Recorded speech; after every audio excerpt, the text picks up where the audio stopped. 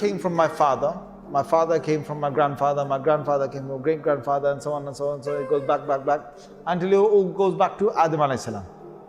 So then Allah created Adam alayhi salam. So if you say, okay, what was before that? You say, well, the jinns were there. What was before that? Allah created the malaika. Before that, then you say, okay, what was before the malaika? Then you say, okay, it's Allah Azza wa Jal.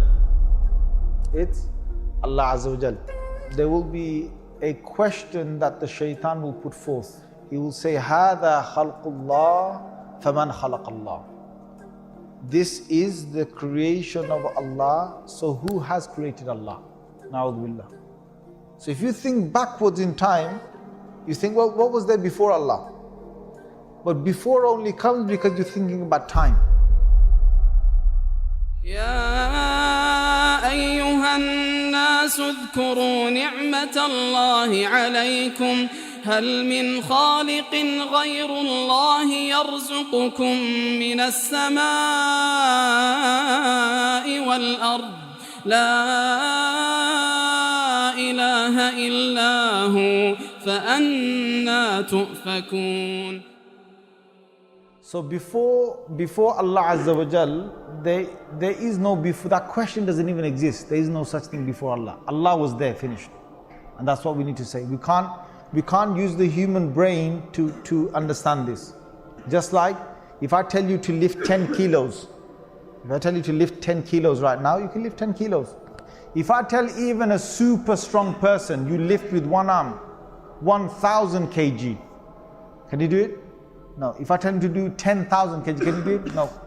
So there's a limit to this, the limit to the muscles. If I say with the eye, how far can I see?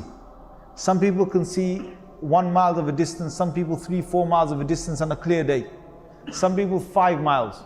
But if I tell him to see with this eye, a human eye, without any binoculars, without any telescope, without anything, to look and to see as far as 100 miles or 200 miles, can the human eye do that?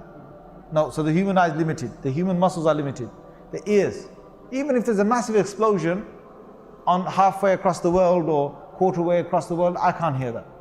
The human ear can't pick that up. So we're limited. We're limited with hearing, with sight, with touching, with lifting, with walking, with energies. So we're limited with the brain. We're limited with the brain. There's so much a human can think. It's limited. So would me and you be able to know about the unseen world, about Allah, without any prophet? Yes or no?